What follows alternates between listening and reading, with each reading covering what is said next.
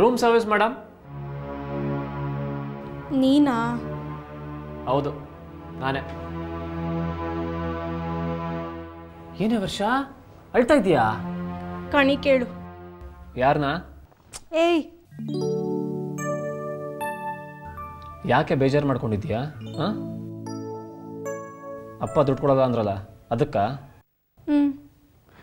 ಅಪ್ಪ ಹೇಗೆ ಅಂದ್ಬಿಟ್ರು ನೋಡೋ. ನನಗೆ ಎಷ್ಟೊಂದು ಹರ್ಟ್ ಆಯಿತು ಗೊತ್ತಾ. ನಾನು ಏನು ಮಾಡಬಾರ್ದು ತಪ್ಪು ಮಾಡಿದೆ. ಒಂದು ಪಾರ್ಟಿ ಅಟೆಂಡ್ ಮಾಡಿದ್ದಕ್ಕೆ ಇಷ್ಟೊಂದು ರಿಸ್ಟ್ರಿಕ್ಷನ್ ಹಾಕಬೇಕಾ? ನಿನಗೂ ನಾನು ಹಾಗೆ ಈ ಥರ ಕಂಡೀಷನ್ಸ್ ಹಾಕಿದ್ರಾ? ನಾನು ಅಟೆಂಡ್ ಮಾಡಿದ್ದೀನಿ ಪಾರ್ಟಿಗಳನ್ನ, ಆದರೆ ನಿನ್ನ ಥರ ಯಾವತ್ತೂ ಸಿಕ್ಕಾಕೊಂಡಿಲ್ಲ. ಅದಕ್ಕೆ ಡ್ಯಾಡ್ ನನಗೆ ಯಾವುದೇ ರೀತಿ ರೆಸ್ಟ್ರಿಕ್ಷನ್ಸು ಹಾಕಿರಲಿಲ್ಲ. ಅಲ್ಲ ಕಣೆ ವರ್ಷ, ನೋಡ್ಕೊಂಡಲ್ವೇ ಆ ಪಾರ್ಟಿನ ಅಟೆಂಡ್ ಮಾಡೋದು? ನಾನು ನೋಡಿಕೊಂಡೆ ಅಟೆಂಡ್ ಮಾಡಿದ್ದು. ನನಗೇನು ಗೊತ್ತು ಅಲ್ಲಿ ಪೊಲೀಸ್ನವ್ರು ಬರ್ತಾರೆ ಅಂತ. ಸಿಟಿ ಮಧ್ಯದಲ್ಲಿರೋ ದೇವಾನಂದ ನಗರದಲ್ಲಿ ಮಾಡಿದ್ದೀರಾ, ಸಿಕ್ಕಾಕೊಳ್ದೇ ಇರ್ತೀರಾ? ಸರಿ ಹೋಗ್ಲಿ ಬಿಡು. ಗೋವಾಗೆ ಟಿಕೆಟ್ಸ್ ಬುಕ್ ಮಾಡಿದ್ದೀರಾ? ಆಗಲೇ ನನ್ನ ಹೆಸರಲ್ಲಿ ಟಿಕೆಟ್ ಬುಕ್ ಆಗಿದೆ. ಆಗ್ಲಿಂದ ನನ್ನ ಫ್ರೆಂಡ್ಸು ಫೋನ್ ಮೇಲೆ ಫೋನ್ ಮಾಡ್ತಾನೆ ಇದ್ದಾರೆ. ಅವ್ರಿಗೇನು ಹೇಳಲಿ ಅಂತ ಗೊತ್ತಾಗ್ತಾನೆ ಇಲ್ಲ. ನನ್ನ ಡ್ಯಾಡ್ ದುಡ್ಡು ಕೊಡ್ತಿಲ್ಲ, ಅದಕ್ಕೆ ನಾನು ಬರಲ್ಲ ಅಂತ ಹೇಳಲ್ಲ. ನನ್ನ ಫ್ರೆಂಡ್ಸ್ ಮುಂದೆ ಅವಮಾನ ಅಲ್ವಾ? ನನ್ನ ಫ್ರೆಂಡ್ಸ್ ಮುಂದೆ ನನ್ನ ಮರ್ಯಾದೆ ಏನಾಗಬೇಕು ಹೇಳು? ಇವರಪ್ಪ ದೊಡ್ಡ ಇಂಡಸ್ಟ್ರಿಯಲಿಸ್ಟು, ಆದರೆ ಟ್ರಿಪ್ಗೆ ಹೋಗೋದಕ್ಕೆ ದುಡ್ಡು ಕೊಡೋದಿಲ್ಲ ಅಂತ ಆಡ್ಕೊಳ್ಳೋದಿಲ್ವಾ? ಅಬ್ಬಬ್ಬಾ, ಏನೇ ವರ್ಷ, ಒಂದೇ ಉಸಿರಿಗೆ ಎಷ್ಟು ಮಾತಾಡ್ತೀಯಲ್ಲೇ. ಹಾಂ, ಸರಿ, ಯಾರ್ಯಾರು ಹೊಡ್ತಾ ಇರೋದು ಗೋವಾಗೆ? ನಾನು ಮತ್ತು ನನ್ನ ಕಾಲೇಜ್ ಫ್ರೆಂಡ್ಸು, ಉತ್ಕಲ, ಚಿನ್ಮಯಿ ಮತ್ತು ಬೇರೆಯವರೆಲ್ಲ. ಯಾವಾಗ ಹೊಡ್ತಾ ಇರೋದು? ಏನೋ ನೀನು ಅಪ್ಪನ ಥರ ಪ್ರಶ್ನೆ ಮೇಲೆ ಪ್ರಶ್ನೆ ಕೇಳ್ತಾ ಇದೆಯಲ್ಲ. Patience patience. ನಾಳೆ ಹೋಗಬೇಕು ಅಂದ್ಕೊಂಡಿದ್ದೀನಿ. ಎಲ್ಲಿ ಹೋಗೋದಕ್ಕಾಗುತ್ತೆ? ನನ್ನ ಪ್ಲ್ಯಾನ್ ಎಲ್ಲ ಫ್ಲಾಪ್ ಆಯಿತು. ಯಾಕೆ ಹಾಗನ್ಕೋತೀಯ? ನಾನಿಲ್ವಾ? ನಿನ್ನ ಗೋವಾ ಟ್ರಿಪ್ಪು ಕ್ಯಾನ್ಸಲ್ ಆಗದಿರೋ ಥರ ನೋಡ್ಕೊಳ್ಳೋ ಜವಾಬ್ದಾರಿ ನಂದು. ದುಡ್ಡೆಷ್ಟು ಬೇಕು ಹೇಳು? 25,000ನಾದರೂ ಬೇಕು. ಒಂದು ನಿಮಿಷ ಇರು.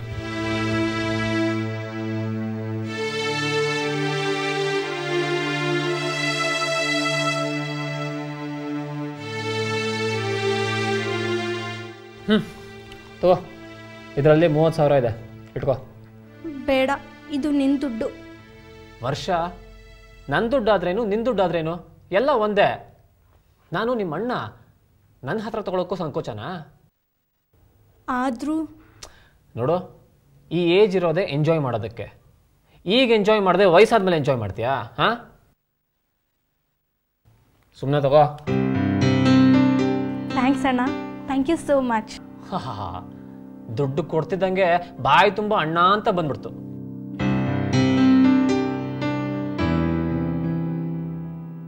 ಆದರೆ ಒಂದು ಪ್ರಾಬ್ಲಮ್ ಇದೆ. ಏನು? ಡ್ಯಾಡ್ ಕೇಳಿದ್ರೆ ಏನು ಹೇಳೋದು? ನೋಡು, ನೀನು ಅದ್ರ ಬಗ್ಗೆ ಯೋಚನೆ ಮಾಡಬೇಡ. ಡ್ಯಾಡ್ನ ನಾನು ಸಮಾಧಾನ ಮಾಡ್ಕೋತೀನಿ. You don't worry. Thanks a lot. ನಾನು ಈಗಲೇ ಪ್ಯಾಕ್ ಮಾಡ್ಕೋತೀನಿ.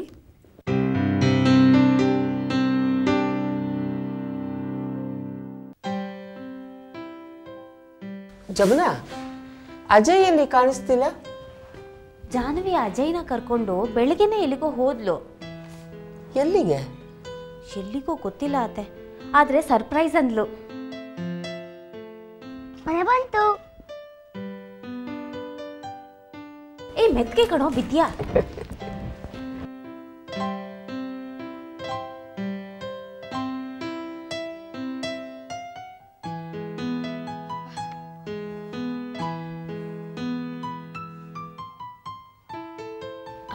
ನೀವಿಬ್ರು ನನ್ನ ಪ್ರಶ್ನೆ ಕೇಳೋದಕ್ಕಿಂತ ಮುಂಚೆ ನನಗೊಂದು ಲೋಟ ನೀರು ತಂದೆ. ಅದರಿಂದ್ಯಾ ನಮಗೂ ಒಂದು ಲೋಟ ನೀರು ತರ್ಲಿ.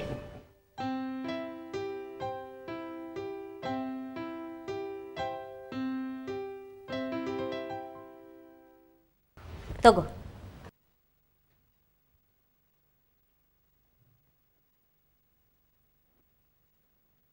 ಈಗ ಹೇಳು, ಎಲ್ಲಿಂದ ಬರ್ತಿದ್ಯಾ? ಏನಿದೆಲ್ಲ? ಅತ್ತೆ ನಾನು ಹೇಳ್ತೀನಿ. ಇವತ್ತು ನಾನು ಹೊಸ ಸ್ಕೂಲಿಗೆ ಸೇರಿದೆ. ಹೊಸ ಸ್ಕೂಲ್ಗ? ಯಾವುದೋ? Mount valley school. ಏನು, ಮೌಂಟ್ ವ್ಯಾಲಿ ಸ್ಕೂಲ್ಗ? ಯಾರು ಸೇರಿಸಿದ್ರು? ನಾನೇ ಅತ್ತಿಗೆ. ನಿನ್ನ ಹತ್ರ ಎಲ್ಲಿದ್ದೆ ಅಷ್ಟೊಂದು ದುಡ್ಡು? ಹೇಗೋ ದುಡ್ಡು ಹೊಂದಿಸ್ದೆ. ಅಲ್ಲ ಅಷ್ಟೊಂದು ದುಡ್ಡು. ರೀ, ಜಾಹ್ನವಿ ನಮ್ಮ ಅಜಯ್ನ ಮೌಂಟ್ ವ್ಯಾಲಿ ಸ್ಕೂಲಿಗೆ ಸೇರಿಸಿದ್ಲಂತೆ. ಹೌದಾ? ಆ ಸ್ಕೂಲಿಗೆ ಸೇರಿಸ್ತೀಯಾ? ಎಲ್ಲಿತ್ತು ನಿನ್ನ ಹತ್ರ ದುಡ್ಡು ಫೀಸ್ ಕಟ್ಟೋದಕ್ಕೆ? ನೀನೇ ಕೇಳು ಗುರು, ನಾನು ಕೇಳಿದರೆ ಅವಳಿಗೆ ಅಷ್ಟಕ್ಕಷ್ಟೇ. ಏನಮ್ಮ ಹಾಗೆ ಮಾತಾಡ್ತೀಯಾ? ನಾನೇನು ಕಳ್ತನ ಮಾಡಿ ದುಡ್ಡು ತಂದಿರ್ತೀನ? ಅಬ್ಬಾ ನೋಡೋ ಗುರು, ಇವಳಿಗಂತೂ ಮೂಗಿನ ತುದಿಯಲ್ಲೇ ಕೋಪ ಇರುತ್ತೆ. ಇರಮ್ಮ ಒಂದು ನಿಮಿಷ. ಅಲ್ಲ ಜಾಹ್ನವಿ, ನನಗೆ ನಿಮ್ಮ ಬಗ್ಗೆ ಕಾಳಜಿ. ನೀನು ದುಡ್ಡನ್ನ ಎಲ್ಲಿಂದ ತಂದಿರಬಹುದು ಅಂತ. ಅದು ಕಾಣಿಕರ್ ಅವ್ರ ಹತ್ರ ಸಾಲ ಮಾಡಿದೆ. ಏನು ಸಾಲ ಮಾಡಿದ್ಯಾ?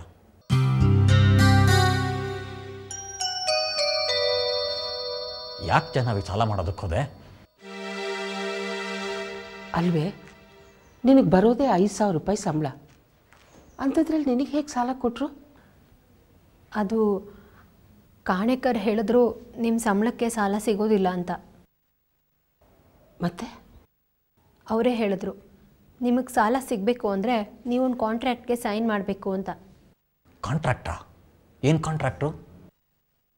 ನಾನು ಆ ಸಾಲ ತೀರಿಸೋವರೆಗೂ ಆ ಹಾಸ್ಪಿಟ್ಲಲ್ಲೇ ಕೆಲಸ ಮಾಡಬೇಕು. ಅದಕ್ಕೆ 10,000 ಸಾಲ ಮಾಡೋ ಕಡೆ 60,000 ಸಾಲ ಮಾಡಿದೆ. ಅದು ಅಲ್ಲದೆ ಮಗುನ ಗೌರ್ಮೆಂಟ್ ಸ್ಕೂಲಿಗೆ ಸೇರಿಸೋದಕ್ಕೆ ನನ್ನ ಮನಸ್ಸು ಒಪ್ಪಲಿಲ್ಲ.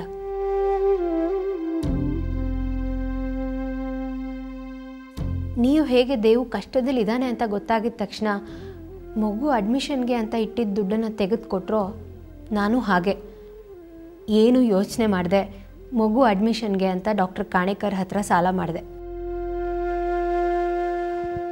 ಅಲ್ವೇ, ನಿನ್ನ ಗುರು ಸಂಬಳದಲ್ಲಿ ಮನೆ ನಡೀತಾ ಇದೆ. ಈಗ ನಿನ್ನ ಸಂಬಳದಲ್ಲಿ ತಿಂಗಳಿಗೆ 3,000 ರೂಪಾಯಿ ಕಟ್ಟಾಗುತ್ತೆ ಅಂದರೆ ಮನೆ ನಡೆಸೋದು ಕಷ್ಟ ಆಗುತ್ತೆ ಕಣೆ. ಹಾಗಂತ ಮಗು ಭವಿಷ್ಯ ಹಾಳು ಮಾಡೋಕ್ಕಾಗತ್ತಮ್ಮ? ನೀನೇನು ಬೇಕಾದರೂ ಹೇಳ್ಕೊ, ನೈಟ್ ಡ್ಯೂಟಿ ಜಾಸ್ತಿ ಮಾಡಿ ಆದರೂ ಎಕ್ಸ್ಟ್ರಾ ಸಂಪಾದಿಸ್ತೀನಿ. ಈಗ ನೀನು ಸಾಲ ಮಾಡಿಬಿಟ್ಟಿದೆಯಾ, ಅದ್ರ ಬಗ್ಗೆ ನಾವೇನು ಮಾಡೋದಕ್ಕಾಗೋದಿಲ್ಲ. ಆದರೆ ನಮಗೂ ನಿನ್ನ ಮದುವೆ ಜವಾಬ್ದಾರಿ ಅನ್ನೋದು ಇದೆಯಲ್ವಾ? ಕಾಂಟ್ರಾಕ್ಟ್ ಬೇರೆ ಸೈನ್ ಮಾಡಿದ್ದೀನಿ ಅಂತ್ಯ. ಅಕಸ್ಮಾತ್ ನಿನ್ನ ಮದುವೆ ಸೆಟ್ಟಾಗಿ ಕಾರಣಾಂತರಗಳಿಂದ ನೀನು ಕೆಲಸ ಬಿಡಬೇಕಾದ ಪರಿಸ್ಥಿತಿ ಬಂದರೆ ಆಗೇನು ಮಾಡ್ತೀಯಾ? ಅದಕ್ಕೂ ನನ್ನ ಹತ್ರ ಸಲ್ಯೂಷನ್ ಇದೆ. ನನ್ನ ಮನೆ ಪರಿಸ್ಥಿತಿನ ಅರ್ಥ ಮಾಡ್ಕೊಳ್ಳೋ ಅಂಥವನ್ನೇ ನಾನು ಮದುವೆ ಆಗ್ತೀನಿ. ಮದುವೆ ಅಂದರೆ ಏನು ಹುಡುಗಾಟ ಏನೇ? ಎಲ್ಲ ನಾವು ಅಂದ್ಕೊಂಡು ಹಾಗೆ ಆಗ್ಬಿಡುತ್ತಾ? ಯಾಕಾಗಲ್ಲ? ಅಂಥ ಗಂಡನೇ ಆದರೆ ಆಯಿತು. ಅಕಸ್ಮಾತ್ ಸಿಗಲಿಲ್ಲ ಅಂದರೆ ಆಗ ಹಾಗೆ ಎದ್ಬಿಡ್ತೀಯಾ? ಅತ್ತೆ, ಜಾಹ್ನವಿ, ನೀವ್ಯಾಕೆ ಕಿತ್ತಾಡ್ತೀರಾ? ಅಂತ ಹುಡುಗನ್ನ ಹುಡ್ಕೋ ಜವಾಬ್ದಾರಿ ನಂದು ಇವ್ರದು. ಒಂದು ವೇಳೆ ಜಾಹ್ನವಿ ಮದುವೆ ಆದಮೇಲೆ ಕೆಲಸ ಬಿಟ್ಟರು ಪರವಾಗಿಲ್ಲ. ಅದೇ ಹಾಗೆ ಜಮುನಾ. ಒಂದು ವೇಳೆ ಜಾಹ್ನವಿ ಕೆಲಸ ಬಿಟ್ಟರು, ದೇವು ಎಕ್ಸಾಮ್ ಅಷ್ಟಲ್ಲಿ ಮುಗಿದು ಅವ್ನಿಗೊಂದು ಕೆಲಸ ಸಿಕ್ಕಿರಲ್ವಾ? ದೇವು ಇಂಜಿನಿಯರ್ ಅಂದಮೇಲೆ ಅಬ್ಬಬ್ಬಾ ಅಂದರೂ ಅವ್ನಿಗೊಂದು 10,000 ರೂಪಾಯಿ ಸಂಬಳ ಬರೋದಿಲ್ವಾ? ಪರವಾಗಿಲ್ಲ ಜಮುನಾ, ನಿನಗೂ ಸ್ವಲ್ಪ ಬುದ್ಧಿ ಇದೆ. ಸಾಕು, ಸುಮ್ಮನೆ ಇರಿ, ನನ್ನ ಕಾಲು ಎಳಿಬೇಡಿ.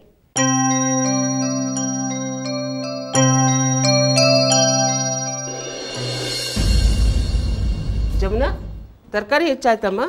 ಆಯಿತು ಅತ್ತೆ. ಯಾರು ನೋಡಮ್ಮ? ಹಾಂ.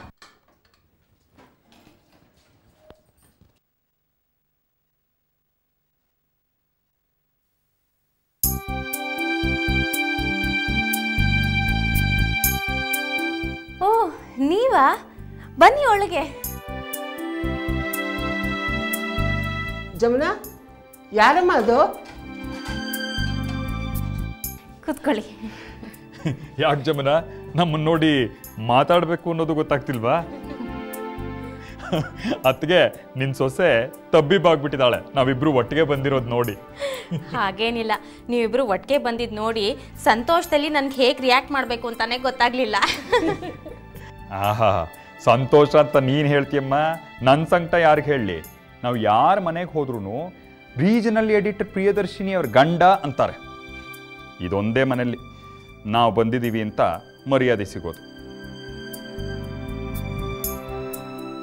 ಮಾತಾಡ್ತಾ ನಿಂತೇ ಇದ್ದೀರಲ್ಲ, ಕೂತ್ಕೊಳ್ಳಿ. ನೀವೆಲ್ಲ ಮಾತಾಡ್ತೀರಿ, ಕಾಫಿ ತಂದ್ಬಿಡ್ತೀನಿ. ಬೇಡ ಜಮುನಾ, ಮನೇಲಿ ಈಗ ತಾನೇ ಮುಗಿಸ್ಕೊಂಡು ಬಂದಿದ್ದೀವಿ. ನೀವು ಬರೋದೇ ಅಪರೂಪ, ಅದರಲ್ಲೂ ಒಂದು ಲೋಟ ಕಾಫಿ ತಗೊಳ್ಳೋದಕ್ಕೆ ಇಷ್ಟೊಂದು ಸಂಕೋಚ ಪಟ್ಕೊಳ್ತಿದ್ದೀರಲ್ಲ. ಹಾಗಲ್ಲ, ಊಟದ ಟೈಮ್ನಲ್ಲಿ ಕಾಫಿ ಬೇಡ ಅಂತ ಅಷ್ಟೇ. ಅಯ್ಯೋ, ಊಟ ಮಾಡ್ಕೊಂಡು ಹೋಗ್ತೀವಿ ಅಂದರೆ ಅದಕ್ಕೆ ಬೇಜಾರು ಮಾಡ್ಕೋತಾರ? ಹೋದ್ಸಲಿ ಬಂದಾಗಲೂ ನಾನು ಊಟ ಮಾಡಿರಲಿಲ್ಲ, ಈಗ ಅವ್ರು ಸಂತೋಷನೇ ಪಡ್ತಾರೆ ಅಲ್ವಾ ಅದಕ್ಕೆ? ಸುಮ್ಮನಿರಿ ವಿಶ್ವೇಶ್ವರ್. ಅದಕ್ಕೇನಂತೆ, ಊಟ ಮಾಡಿಕೊಂಡೇ ಹೋಗಿ. ನಮ್ಗೆ ಅಷ್ಟೊಂದು ಟೈಮ್ ಇಲ್ಲ. ನಮ್ಮ ಚಿಕ್ಕಪ್ಪನ ಮಗಳ ಮದುವೆ ಗೊತ್ತಾಗಿದೆ, ನಿಮ್ಮನ್ನೆಲ್ಲ ಕರೆದ್ಬಿಟ್ಟು ಹೋಗೋಣ ಅಂತ ಬಂದ್ವಿ. ತಗೊಳ್ಳಿ.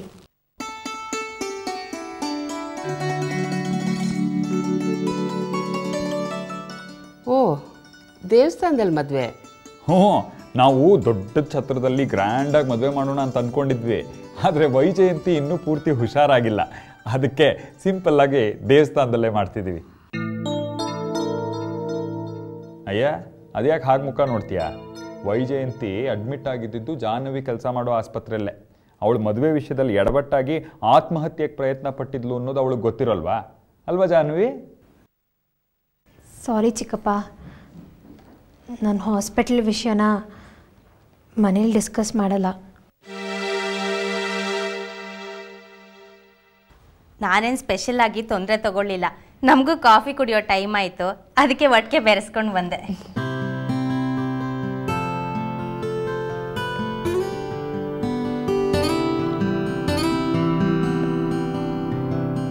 ನೀವೆಲ್ಲ ಖಂಡಿತ ಮದುವೆಗೆ ಬರಬೇಕು. ಇದೇನು ಹೀಗೆ ಹೇಳ್ತಿದ್ಯಾ ಪ್ರಿಯದರ್ಶಿನಿ? ನಮ್ಮನೆಲ್ಲ ಇಷ್ಟು ಒತ್ತಾಯ ಮಾಡಿ ಕರಿಬೇಕಾ ನೀನು? ಇದು ನಮ್ಮನೆ ಮದುವೆ ತಾನೆ. ನಿನ್ಗೇನಾದರೂ ಸಹಾಯ ಬೇಕಾದರೆ ನೀನು ಸಂಕೋಚ ಪಡದೆ ನಮ್ಮನ್ನು ಕೇಳಬೇಕು. ಖಂಡಿತ ಕೇಳ್ತೀನಿ. ನಾವಿನ್ನು ಹೊರಡ್ತೀವಿ. ಇನ್ನು ಬೇರೆ ಮನೆಗೆ ಹೋಗ್ಬೇಕಾ ಕರೆಯೋದಕ್ಕೆ? ಇಲ್ಲ, ಆಲ್ಮೋಸ್ಟ್ ಎಲ್ಲ ಮನೆಯೂ ಮುಗಿಸಿದ್ವಿ. ಹ್ಞೂ, ನಾವಿಬ್ಬರೇ ಹೋಗಿ ಎಲ್ಲರ ಮನೆಗೂ ಕರೆದು ಬಂದಿದ್ದೀವಿ. ಆದರೆ ನಮ್ಮಣ್ಣ ಜಗದೀಶ್ವರ್ ಮನೆ ಒಂದು ಉಳ್ಕೊಂಬಿಟ್ಟಿದೆ. ಅವ್ರ ಮನೆಗೂ ನಾವಿಬ್ಬರೇ ಹೋಗಿ ಕರಿಬೇಕು ಅನ್ನೋದು ನನ್ನ ಇಷ್ಟ. ಹೇಳಿದ್ನಲ್ಲ, ನಾಳೆಯಿಂದ ನಾನು ತುಂಬ ಬ್ಯುಸಿ, ಬರೋಕ್ಕಾಗಲ್ಲ ಅಂತ. ಹಾಂ, ನೆಪ ಕೆಲಸ ಅನ್ನೋದು ನಂಗೆ ಗೊತ್ತು. ನಿಂಗೆ ಇಷ್ಟ ಇಲ್ಲ ಅವ್ರ ಮನೆಗೆ ಬರೋಕ್ಕೆ.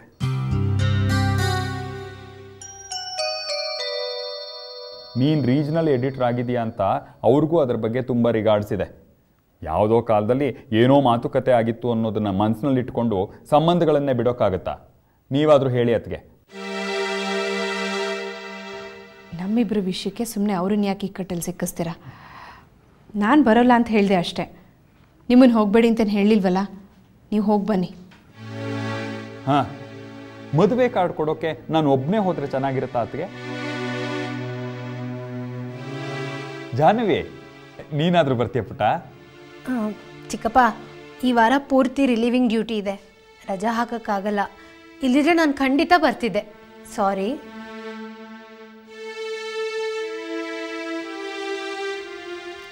ಅತ್ತೆ, ನಾನು ಹೋಗಿ ಬರಲ್ಲ ಚಿಕ್ಕ ಮಾವನವ್ರ ಜೊತೆಗೆ?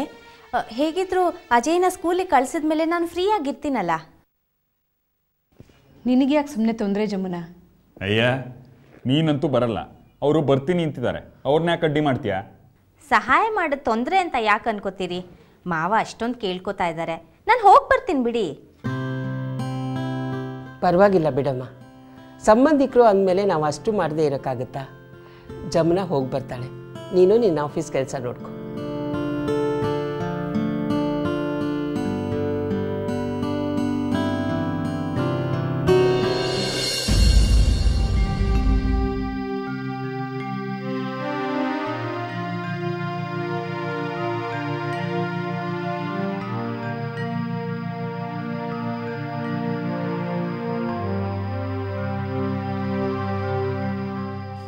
Rahul, yes ma'am. ಮೊದಲು ಕಿವಿಯಿಂದ ಅದನ್ನ ತೆಗೆದು ನನ್ನ ಮಾತು ಕೇಳಿಸ್ಕೊ. ಹೇಳಿ ಮ್ಯಾಮ್. ವರ್ಷ ಗೋವಾ ಹೋಗಿರೋ ವಿಚಾರ ನಿಮ್ಮ ಡ್ಯಾಡ್ಗೆ ಹೇಳಿದ್ಯಾ? ಈಗ ತಾನೇ ಆಫೀಸಿಂದ ಬಂದಿದ್ದಾರೆ, ವರ್ಷ ಮನೇಲಿಲ್ಲ ಅನ್ನೋದು ಕೂಡ ಅವ್ರಿಗೆ ಗೊತ್ತಿಲ್ಲ. ಅವ್ರಿಗೆ ಗೊತ್ತಾಗೋದಕ್ಕಿಂತ ಮುಂಚೆ ನಾವು ಅವ್ರಿಗೆ ಹೇಳ್ಬಿಡೋದು ಒಳ್ಳೆಯದು, ಇಲ್ಲದ್ರೆ ಸುಮ್ಮನೆ ಕೋಪ ಮಾಡ್ಕೋತಾರೆ. ಏನು ದೊಡ್ಡ ವಿಷಯ ಕೋಪ ಮಾಡ್ಕೊಳ್ಳೋದಕ್ಕೆ? ನಾವೇನು ತಪ್ಪು ಮಾಡಿಲ್ಲ, ನೀನು ಸುಮ್ಮನೆ ಹೆದರ್ಕೋತಿದೀಯ ಮಾಮ್. ನಾನು ಮಾತಾಡ್ತೀನಿ ಬಿಡು ಡ್ಯಾಡ್ ಜೊತೆ. ಅರೆ ಏನೋ ತಾಯಿ ಮಗ ಇಬ್ರು ಸೇರ್ಕೊಂಡು ಕಾನ್ಫರೆನ್ಸ್ ನಡೆಸಿರೋ ಹಾಗಿದೆ. ಏನಿಲ್ಲ, ಡಿನ್ನರ್ ಕರೆಯಕ್ಕೆ ಬಂದಿದ್ದೆ. ಬನ್ನಿ ಊಟ ಮಾಡ್ತಾ ಅಲ್ಲೇ ಮಾತಾಡೋಣ. ಸರಿ, ವರ್ಷನೂ ಕರಿ. ನನ್ನ ಮೇಲೆ ಕೋಪಿಸ್ಕೊಂಡು ಅವಳು ರೂಮಲ್ಲಿ ಕೂತಿರ್ಬೇಕು. ವರ್ಷ ಮನೇಲಿಲ್ಲ ಡ್ಯಾಡ್. ಅವಳ ಫ್ರೆಂಡ್ಸ್ ಜೊತೆ ಗೋವಾಕ್ಕೆ ಹೋಗಿದ್ದಾಳೆ. What nonsense are you talking? ನಾನು ಅವಳು ಹೋಗ್ಕೊಡ್ದು ಅಂತ ಹೇಳಿರಲಿಲ್ಲ ನಿಮಗೆ? ಮತ್ತೆ ಯಾಕೆ ಕಳಿಸಿದ್ರಿ ಅವಳನ್ನ? ಇನ್ನೇನು ಅವಳನ್ನ ಮನೇಲೆ ಕಟ್ಟಾಕತ್ತಕ್ಕಾಗತ್ತ ಡ್ಯಾಡ್? ಈಗ ತಾನೇ ಸೆಮಿಸ್ಟರ್ ಎಕ್ಸಾಮ್ ಮುಗ್ದಿದೆ. ಅವಳು ಅವಳ ಫ್ರೆಂಡ್ಸ್ ಎಲ್ಲ ಸೇರಿ ಟೂರ್ ಪ್ಲಾನ್ ಮಾಡಿದ್ದಾರೆ. ಅವಳ ಹೆಸರಲ್ಲಿ ಟಿಕೆಟ್ ಬುಕ್ ಆಗಿದೆ ಅಂತ ಅವಳ ಫ್ರೆಂಡ್ಸ್ ಫೋನ್ ಮಾಡಿದ್ರು. ಅದೆಲ್ಲ ಸುಮ್ಮನೆ ಟ್ಯಾಕ್ಟಿಕ್ಸ್ ಅಷ್ಟೇ, ನನ್ನ ಮೇಲೆ ಪ್ರೆಷರ್ ಹಾಕೋಕೆ. ನಾನು ಕಳ್ಸಕ್ಕಾಗಲ್ಲ ಅಂತ ಹೇಳಿದ್ನೋ ಇಲ್ವೋ? ನನ್ನ ಮಾತಿಗೆ ಬೆಲೆ ಕೊಡಬೇಕು ಅಂತ ನಿಮ್ಗೆ ಯಾರಿಗೂ ಅನಿಸ್ಲೇ ಇಲ್ವಾ? ಹೇಳಬೇಕಾಗಿತ್ತು ಫ್ರೆಂಡ್ಸ್ಗೆ ನೇರವಾಗಿ ಅವಳನ್ನು ಕಳ್ಸಕ್ಕಾಗಲ್ಲ ಅಂತ. ಇಷ್ಟು ದಿನ ಅವಳು ಅವ್ರ ಜೊತೆ ಹೋಗ್ತಾನೆ ಇದ್ದಾಳೆ. ಈಗ ಇದ್ದಕ್ಕಿದ್ದ ಹಾಗೆ ಅವಳನ್ನ ಕಳ್ಸಕ್ಕಾಗಲ್ಲ ಅಂತ ಏನು ಕಾರಣ ಕೊಡೋದು ಜಗದೀಶ್ವರ್? ನಮ್ಮ ಫ್ಯಾಮಿಲಿ ಪ್ರಾಬ್ಲಮ್ಸ್ನ ಅವಳ ಫ್ರೆಂಡ್ಸ್ ಮುಂದೆ ಬಿಟ್ಕೊಡಕ್ಕಾಗತ್ತಾ? ಅವಳು ಬೇರೆ ಒಂದೇ ಸಮನೆ ನಾನು ಹೋಗ್ತೀನಿ ಅಂತ ಹಠ ಹಿಡ್ಕೋತಿದ್ಲು.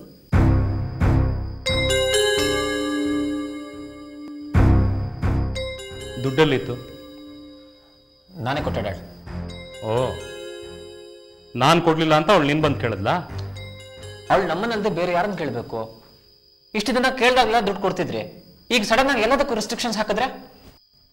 ನೋಡು ರಾಹುಲ್, ಅವಳನ್ನ ಕಂಟ್ರೋಲ್ ಅಲ್ಲಿ ಇಟ್ಕೊಳ್ದೆ ಹೋದ್ರೆ ಪಬ್ಲಿಕ್ ಅಲ್ಲಿ ನನ್ನ ಮರ್ಯಾದೆನ ಹರಾಜ್ ಹಾಕ್ತಾಳೆ. ನಿಂಗೆ ಗೊತ್ತಿಲ್ಲ ಆ ಪಾರ್ಟಿಲಿ ಎಷ್ಟು ಗಲಾಟೆ ಮಾಡ್ಕೊಂಬಂದಿದ್ದ ಅವಳು ಅಂತ. ಇದೆಲ್ಲ ನಮ್ಮ ಸೊಸೈಟಿಲಿ ಕಾಮನ್ ಡ್ಯಾಡ್. ದುಡ್ಡಿರೋರ್ ಮಕ್ಕಳೆಲ್ಲ ಹೋಗ್ತಾರೆ. ಅವತ್ತು ಪೊಲೀಸ್ ರೈಡ್ ಆಗಿದ್ದು ಬ್ಯಾಡ್ ಲಕ್ ಅಷ್ಟೇ.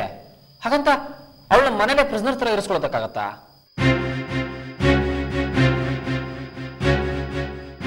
ಒಟ್ನಲ್ಲಿ ನಿಂಗೆ ನಿಮ್ಮ ಅಮ್ಮಂಗೆ ನನ್ನ ತಲೆ ಎತ್ಕೊಂಡು ಮರ್ಯಾದೆಯಿಂದ ಓಡಾಡೋದು ನಿಮ್ಗೆ ಇಷ್ಟ ಇಲ್ಲ.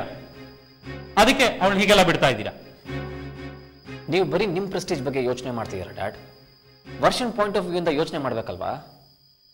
ವರ್ಷ ಮಿಂಗಲ್ ಆಗೋ ಫ್ರೆಂಡ್ ಸರ್ಕಲ್ ಅಲ್ಲಿ ಅವಳಿಗೊಂದು ಲೆವೆಲ್ ಇರುತ್ತೆ. ಅವಳು ನಿಮ್ಮ ಮಗಳು ಅಂತ ಅವ್ರೆಲ್ಲರಿಗೂ ಗೊತ್ತು. ಇಷ್ಟು ದಿನ ಅವಳನ್ನ ಯಾವುದಕ್ಕೂ ರೆಸ್ಟ್ರಿಕ್ಟ್ ಮಾಡ್ತಿರ್ಲಿಲ್ಲ. ಈಗ ಸಡನ್ ಆಗಿ ದುಡ್ಡು ಕೊಡಲ್ಲ ಅಂದ್ರೆ ಅವಳಿಗೆ ಅವ್ರ ಫ್ರೆಂಡ್ಸ್ ಮುಂದೆ ಅವಮಾನ ಆಗಲ್ವಾ?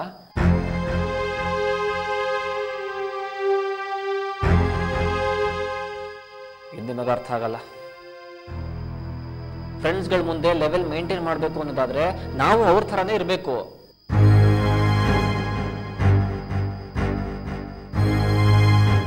ರಾಹುಲ್ ಹೇಳೋದು ಸರಿ ಜಗದೀಶ್ವರ್.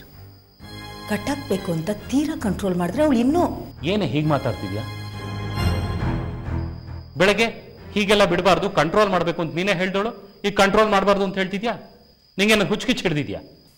ಬೆಳಿಗ್ಗೆ ಹಾಗೆ ಹೇಳಿದ್ದು ಹೌದು. ಅದಾದಮೇಲೆ ನಾನು ಯೋಚನೆ ಮಾಡಿ ನೋಡಿದೆ.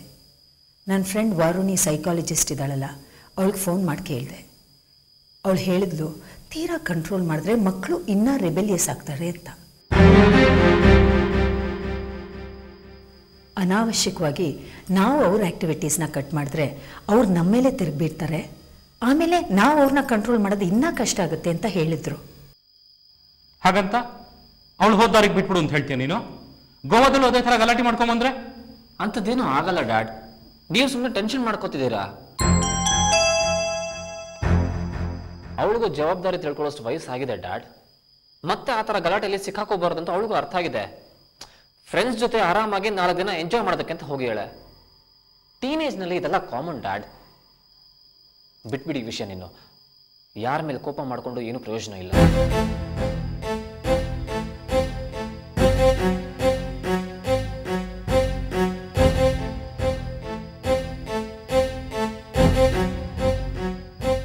ಇಬ್ರು ಊಟಕ್ಕೆ ಬನ್ನಿ.